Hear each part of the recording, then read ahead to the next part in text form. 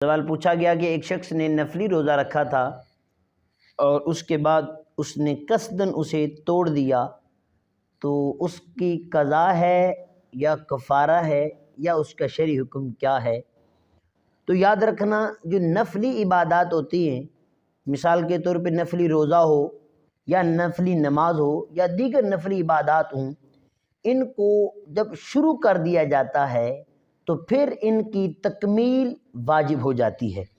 اور بلا عذر انہیں توڑنا جائز نہیں ہوتا، کیونکہ یہ ایک ایسی عبادات ہوتی ہیں کہ جن کو بندہ رضاکارانہ طور پر شروع کرتا ہے، خود اپنی مرضی سے شروع کرتا ہے، تو لہٰذا اگر انہیں توڑ دیا جائے تو ان کی قضا لازم ہوگی، چاہے اس نے عذر کی وجہ سے توڑا یا عذر کے بغیر توڑا، ہر حالت میں اس پر کفارہ نہیں بلکہ قضا لازم ہوگی۔ علامہ بدر الدین عینی رحمۃ اللہ تعالی علیہ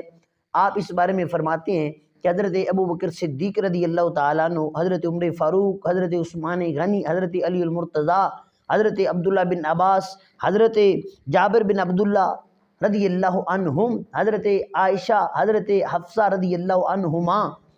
ان تمام سے یہ بات مروی ہے کہ نفلی روزہ خواہ عذر کی بنا پر توڑا جائے یا عذر کے بغیر توڑا جائے، ہر حال میں ان کی قضا واجب ہوتی ہے۔ بلکہ ابو داؤد شریف کی حدیث پاک بھی ہے کہ ام المومنین سیدہ عائشہ صدیقہ رضی اللہ تعالی عنہا آپ اس بارے میں ارشاد فرماتی ہیں کہ میں اور حضرت حفصہ رضی اللہ عنہما فرماتی ہیں ہم نے نفلی روزہ رکھا ہوا تھا تو ہمارے سامنے کھانا پیش کیا گیا، جب ہمارے سامنے کھانا پیش کیا گیا تو ہمارے دل میں اس کے بارے میں رغبت پیدا ہوئی، ہمارے دل نے چاہا تو ہم نے کھانا کھا لیا، روزہ توڑ دیا۔ تو سیدہ عائشہ صدیقہ رضی اللہ تعالیٰ نے فرماتی ہیں کہ کچھ دیر گزری مصطفیٰ کریم صلی اللہ تعالیٰ علیہ وآلہ وسلم تشریف لائے، تو حضرت حفصہ رضی اللہ تعالیٰ عنہا جلدی سے آگے بڑھی اور جا کر پوچھ لیا، یا رسول اللہ صلی اللہ علیہ وآلہ وسلم، ہم دونوں نفلی روزے میں تھیں تو ہمارے دل نے چاہا، ہم نے کھانا کھا لیا، اب کیا حکم ہے؟ تو مصطفیٰ کریم صلی اللہ تعالیٰ علیہ وآلہ وسلم نے ارشاد فرمایا،